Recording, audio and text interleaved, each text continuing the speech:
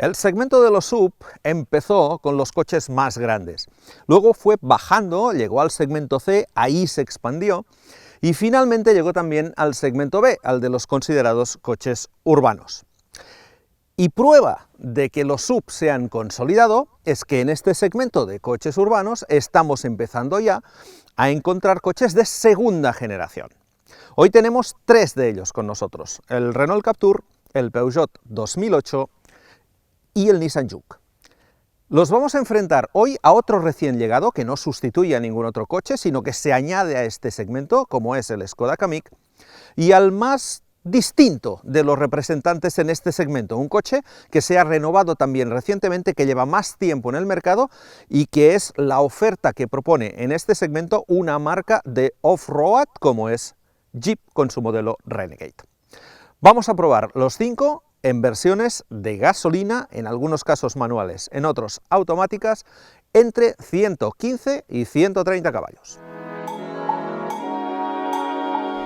¿Recordáis coches como el Opel Meriva, el Renault Modus, el Citroën C3 Picasso, el Ford B-Max o el Nissan Note? Todos eran coches de segmento B, de tipo monovolumen, amplios, confortables, pensados para un uso urbano o para un uso familiar, para parejas jóvenes con hijos pequeños. Algunos tenían puertas deslizantes, otros de apertura tipo armario, y todos buscaban ofrecer habitabilidad, funcionalidad y modularidad. Y ya no existen. Duraron una generación, 2 a lo sumo. Llegaron los SUV y se los llevaron puestos.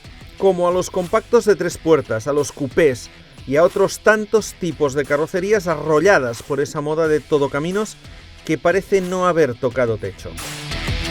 Y es que en este comparativo tenemos 3 coches que estrenan ya segunda generación. Efectivamente, el Peugeot 2008, el Nissan Juke y el Renault Captur se renuevan por completo y lo hacen en plena forma, con las ventas viento en popa y creciendo en tamaño. El que más, el Peugeot, que ha pasado de 4,15 a 4,30 metros, acercándose peligrosamente a los 4,44 del 3008. El francés es el más largo del comparativo, y le siguen por este orden el Skoda Kamiq 4,24, el Jeep Renegade 4,23, el Renault Captur 4,22, lo que equivale a 10 centímetros más que el modelo precedente, y sí, 4,21 del Nissan Juke, que es el más corto, pese a que ha crecido 8 centímetros aprovechando el cambio de generación. Con estas longitudes, anchuras cercanas al 1,80 m y alturas de entre 1,53, Peugeot y Skoda miden lo mismo, y 1,66 del Jeep, estos coches de, no lo olvidemos, segmento B, se meten de lleno en territorio de los modelos compactos del segmento C. ¡Que no! Un Peugeot 308 es 5 centímetros más corto que el 2008.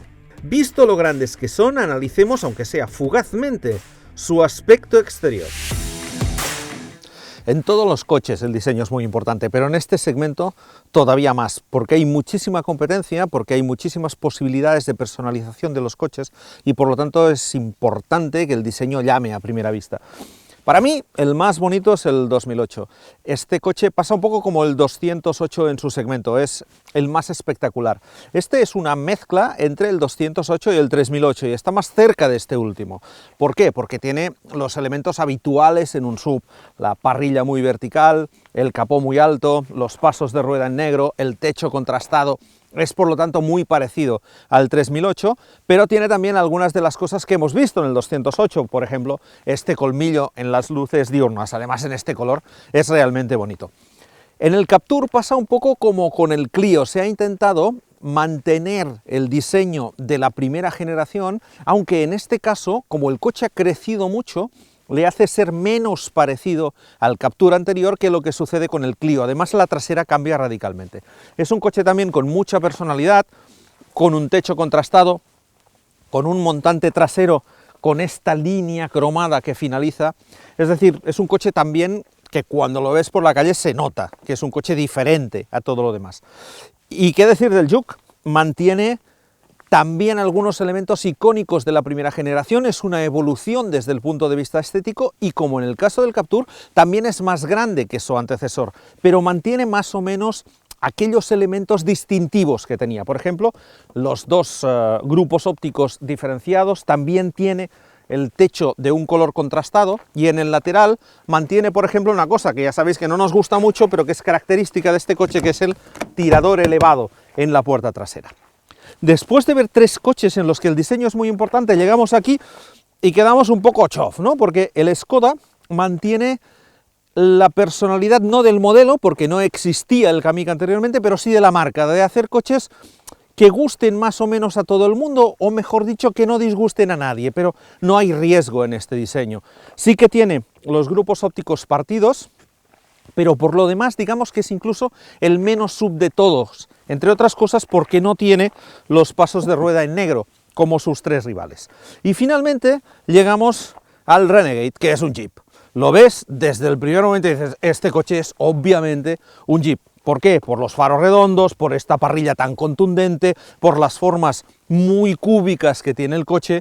Por lo tanto, este es el que más se aparta. Digamos que tenemos tres coches muy de diseño, muy modernos, un coche como el Kamiq, que pasa mucho más desapercibido, que pretende además pasar desapercibido, y llegamos al Renegade, que es un coche claramente Jeep, muy propio de la marca.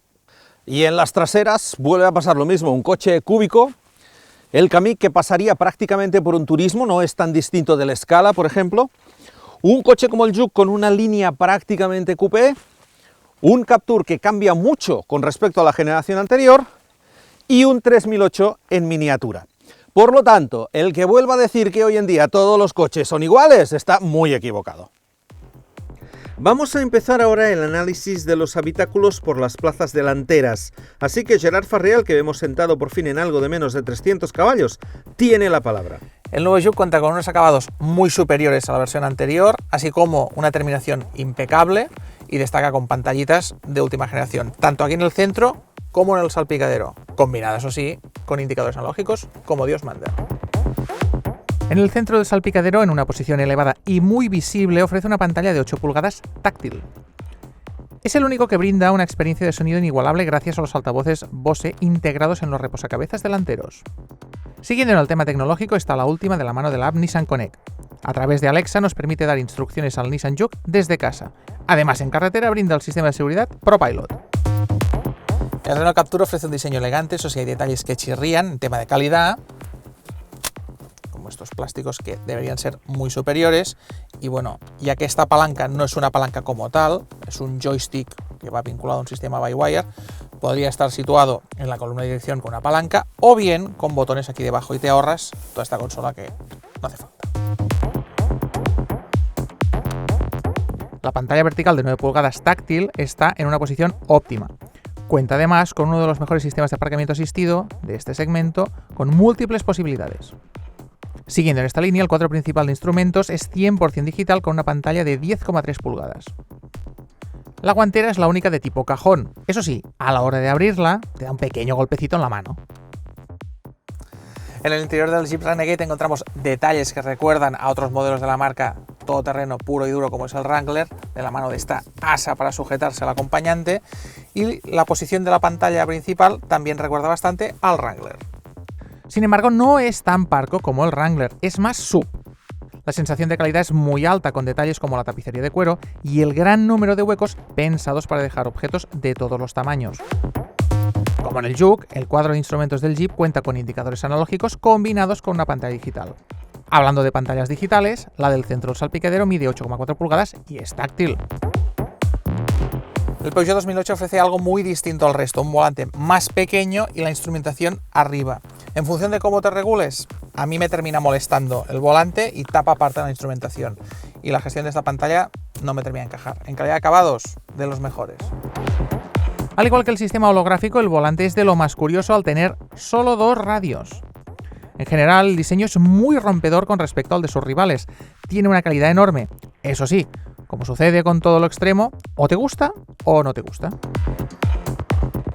Destaca el hueco con tapa de la consola central, pero ese acabado piano black queda sucio solo con mirarlo. La gestión de la pantalla 10 pulgadas es lenta y poco intuitiva. Además, que no tengas unos mandos aparte para gestionar el sistema de climatización no es práctico.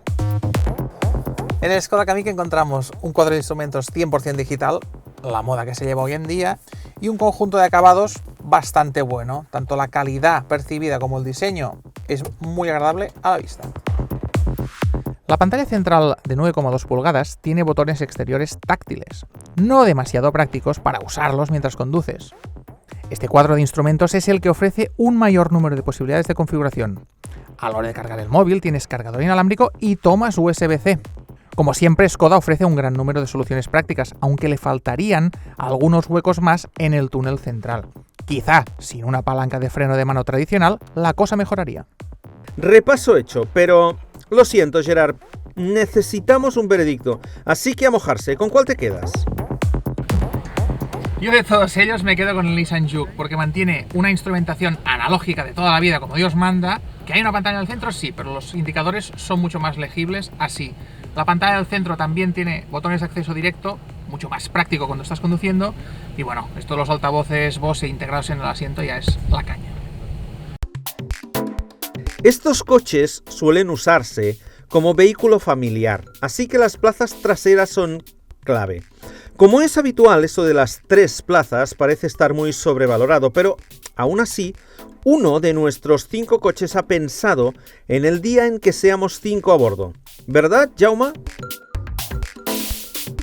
Las plazas del Jeep Renegade son con diferencia las mejores de este comparativo. Aunque las del Škoda Kamiq son las más anchas, las del Jeep tienen las banquetas más profundas. Se perciben como 3 plazas reales, de verdad. 2 pasajeros viajan con todo confort, aunque curiosamente si lo hacen 3, aunque hay más espacio, el del centro viaja en la plaza más incómoda de este comparativo, debido a que su respaldo sirve de apoyabrazos y es muy rígido. Y aunque es el único que no tiene túnel de transmisión, los pies quedan muy abiertos y la altura de la banqueta es corta, dejando las rodillas un poco forzadas. Las plazas traseras del Nissan Juke son las menos habitables de este comparativo.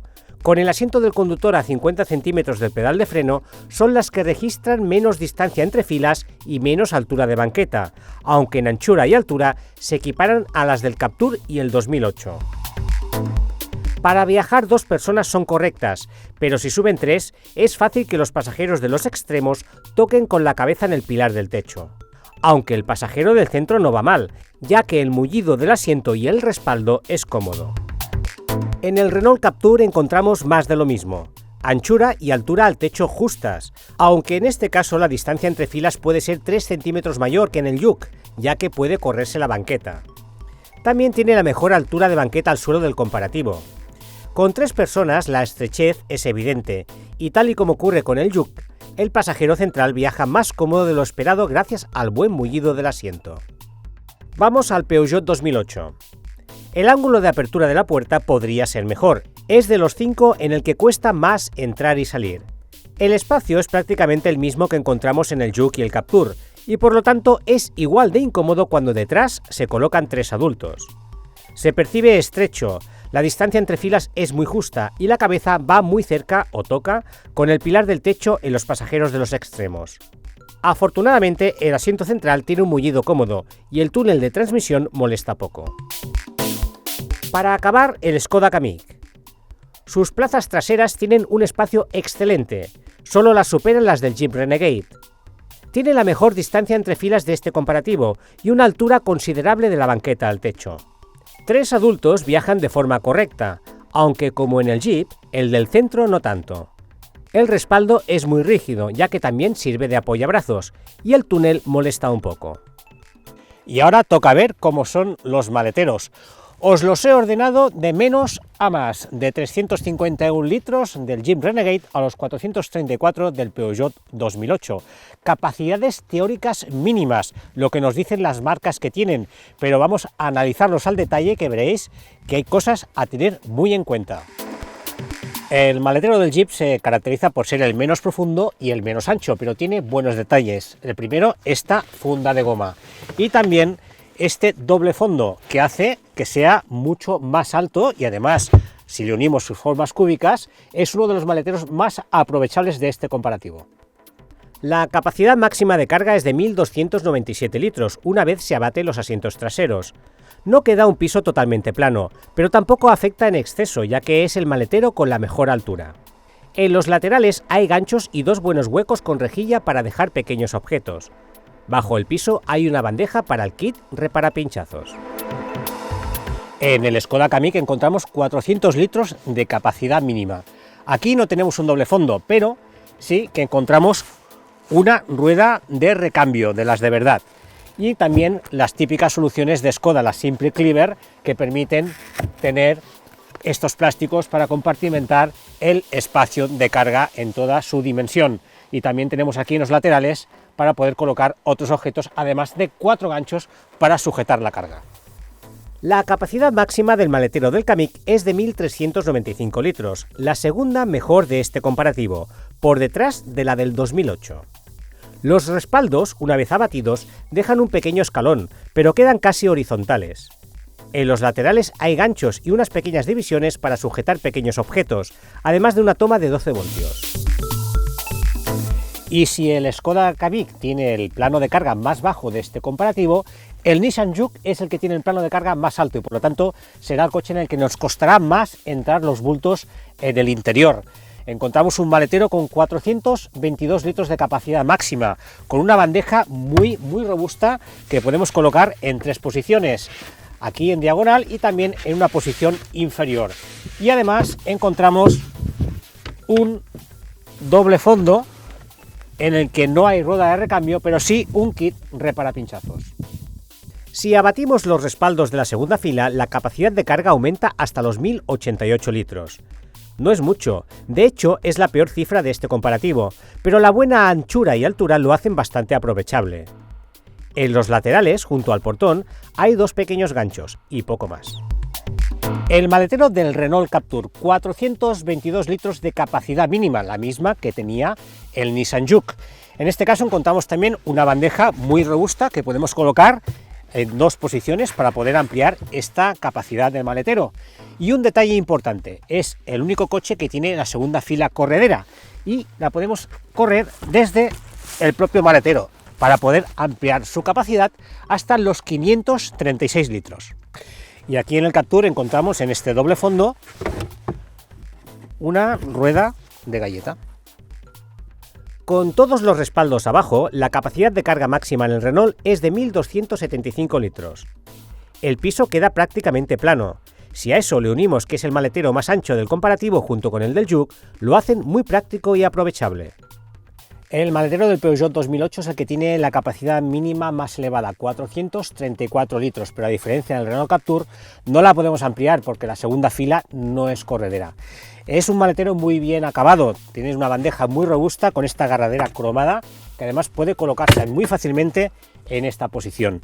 Y tenemos un doble fondo con una rueda de galleta. Además hay buenos detalles ya que tiene 4 ganchos para poder colocar los objetos en el maletero mientras estamos conduciendo. La capacidad máxima de carga en el Peugeot es de 1.496 litros, la mejor de este comparativo.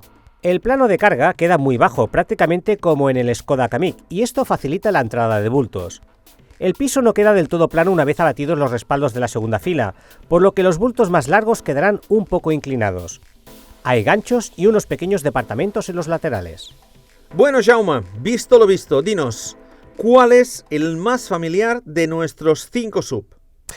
En SUVs de este segmento, conseguir un buen espacio en las plazas traseras es un punto muy importante y en este sentido el Jeep Renegade es el que se lleva el gato al agua en este comparativo. Es el que tiene las plazas traseras más anchas, con mejor espacio entre filas y también la mayor altura al techo. Además tiene un buen detalle como es el apoyabrazos central.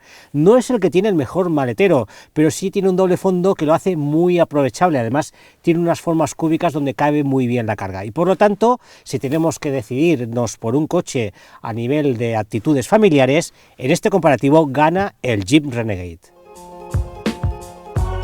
Si lo de los SUV os parece una auténtica epidemia, ¿qué me decís de los motores de gasolina de 3 cilindros? Todos los nuevos modelos del segmento que sean los esconden bajo el capó. Es fácil porque son diminutos. En este caso, solo el Captur mantiene un propulsor de 4 cilindros con 1,2 litros de cilindrada y 130 caballos. El suyo es el motor con más par de la muestra.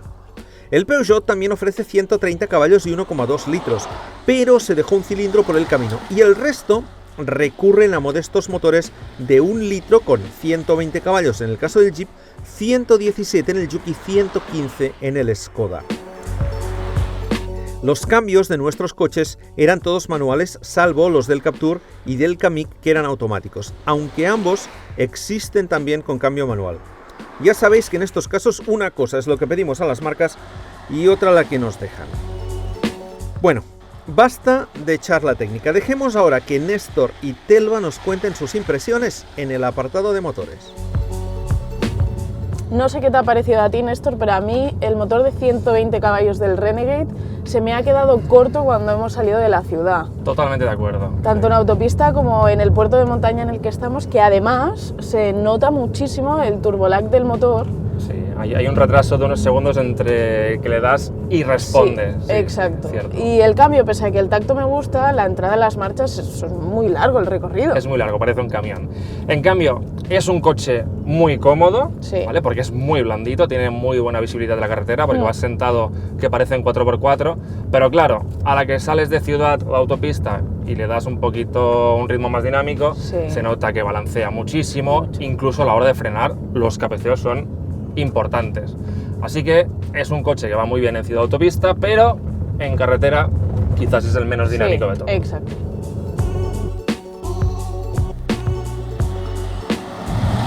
Bueno, Telva, en el Juke yo he tenido sensaciones contrastadas. A ver, ¿a ti qué te ha parecido el motor? El motor, la verdad es que no me dice nada. Es bastante plano, quiero decir, no tiene ni una punta interesante ni un par máximo que se entregue en bajas revoluciones. Es sencillamente correcto. Bueno, yo diría soso, pero bueno. Sí. Y en cuanto al cambio, El cambio, a mí me gusta la posición de la palanca, que está muy cerca del volante, Sí. pero sí que es cierto que el tacto es un poquito duro. exacto, ahí estamos de acuerdo. Dinámicamente, para mí es el mejor, El mejor. con diferencia. Sí, ¿eh? sí, Quizás sí. también las llantas de 19 tengan algo que ver, Bueno. mayor anchura, mayor agarre, Y el peso. y el peso, que es el coche más ligero de todos. Sin embargo, la dirección me parece un poco suelta, Ujú. sí que informa bien, pero Sí. me gustaría un poquito más de dureza. Y en conjunto yo creo que dinámicamente es, con diferencia, el más deportivo de los 5. Exacto, estoy de acuerdo.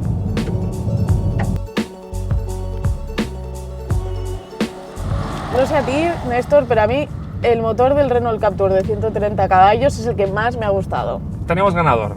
Sí, es que es un 4 cilindros, el resto son 3 cilindros, se nota. Se nota mucho más lleno. Sí, tiene más par, tiene más fuerza y sí que es cierto que el cambio automático yo prefiero el del Kamiq, pero bueno, todo va a gustos. Sí, este doble embrague va bien, pero no tiene la efectividad del DSG. Dinámicamente es un coche bastante equilibrado entre confort y dinamismo. Un poquito más de confort, es un coche Sí. un poco más blando. La dirección a mí me ha gustado, tiene un tacto un poco durito, que a mí me gusta personalmente. A mí me parece un poquito artificial, pero te acostumbras. Y lo único que no me ha gustado nada es que los controles son muy intrusivos si te haces una conducción muy dinámica, como la que estamos haciendo ahora para comprobar los límites, y el coche subvira un poquito. Pero bueno, que en una conducción habitual no llegas a los límites. Es que no es un coche para eso. Exacto. Estamos ante otro 130 caballos, el del Peugeot, pero esta vez es tricilíndrico y se nota. Sí, pero a mí me gustaba muy bien. Va muy bien, es un motor muy lleno y que rinde fenomenal, tanto por ciudad como por vías rápidas, incluso en un puerto de montaña. Sí. Pero el cambio, bueno, yo no sé si el cambio o el pomo, a mí no me acaba de gustar. Es poco económico y para mí el recorrido es un poquito Es largo. largo, Sí. es largo, exacto. Luego el coche dinámicamente es muy cómodo, yo creo que está claramente enfocado al confort porque Sí. es blandito y fuera de carretera, en autopista, en ciudad, va muy bien. Sí, el confort es lo que prioriza. Aquí pues queda un poquito penalizado pues por eso, por los balanceos. Y luego, ¿me dejas que te diga una cosa? Sé lo que me vas a decir. Odio el cockpit.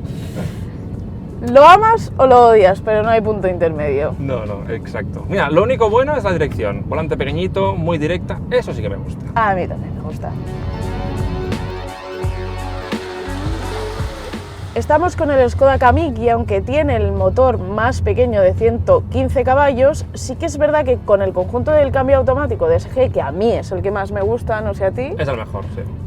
pues es un coche muy redondo en cuanto a motor-cambio, no sé. Sí, para mi gusto le faltan unas levas para usarlo Sí. en modo secuencial. O sea, lo puedes hacer agradecerían. por el pomo, pero está al revés. Para subir marchas para Sí, arriba, es verdad. o sea, a mí me gusta subir marcha hacia abajo.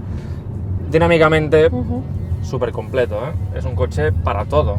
No falla en autopista, no falla en ciudad y no falla en carretera. Sí, tiene un buen paso por curva, buen reparto de pesos, Sí. pues eso, muy equilibrado. Se nota ligero, sí. El tacto de dirección también es bueno, el guiado es preciso. Y seguro que los consumos son de lo más interesantes. Sí, veremos. Veremos. Consumos. Realizamos dos mediciones, una en autopista a unos estrictos 120 km por hora y la otra en recorrido medio, parte en autopista y parte en carretera. Y estos fueron los resultados. El más tragón, con diferencia, fue el Jeep Renegade. En el primer tramo de autopista no bajó de 7,4 litros y llegó con el marcador a 7,9 en nuestra segunda parada. El resto se mantuvieron en consumos más razonables. El Renault Captur fue el siguiente que más gastó, con 6,2 y 6,7 litros en las dos mediciones.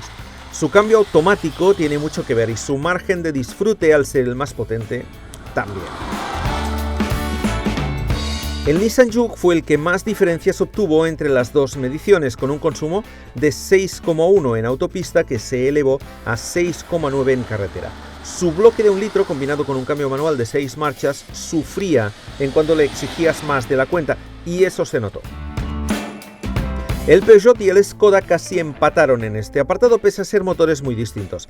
El francés con cambio manual gastó 5,7 litros durante el primer tramo, más plano y de velocidad constante, y 6,3 en la segunda tanda de medición, mientras que el Škoda resultó ser el vencedor en esta batalla energética. Pese a montar el cambio automático de SG, o tal vez por ello, sus consumos fueron los mejores, con 5,7 litros en el primer tramo y 6 litros en el segundo. Néstor, Telva, veredicto del apartado dinámico y de motores, por favor.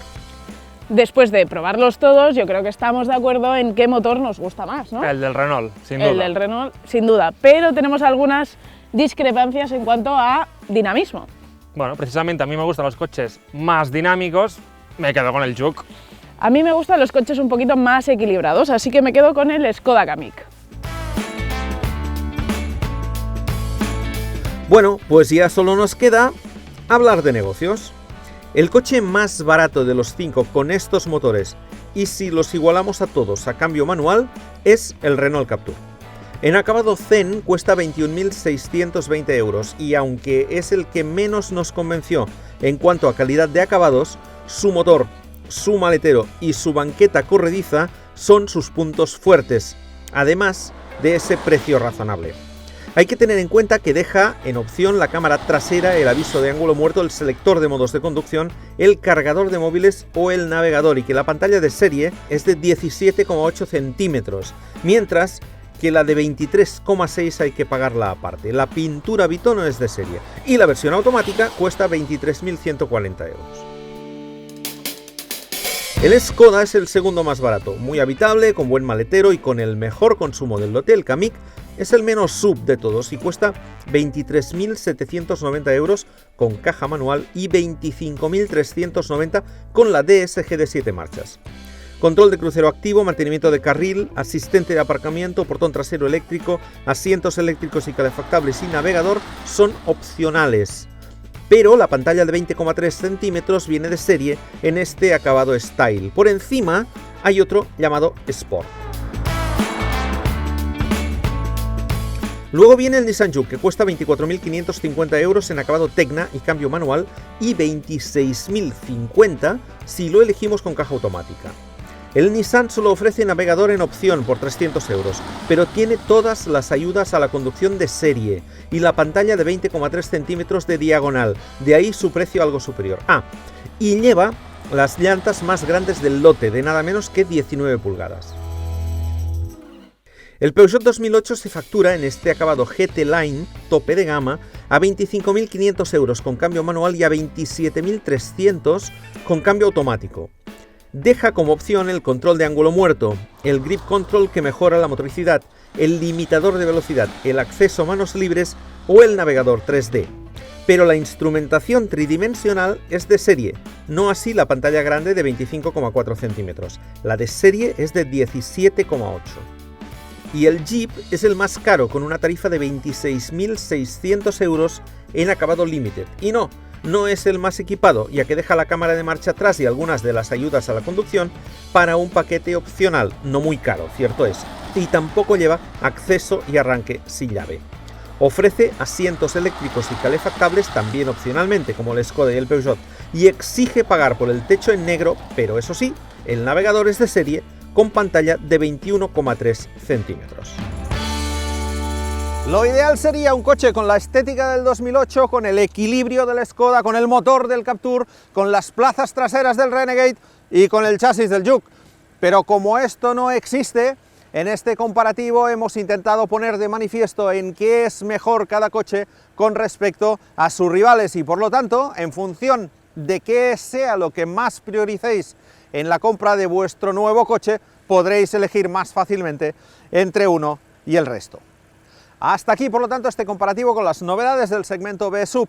Nos despedimos todos, no sin antes recordaros, chicos, que hay que bajarse la aplicación de coches.net. ¿Por qué? Porque en ella encontraréis la mayor oferta de coches y además podréis seguir el día a día del mundo del automóvil con los vídeos que diariamente subimos de información del mundo del motor. De manera que si os gustan los coches tanto como nosotros, toca bajarse la aplicación para iOS o para Android.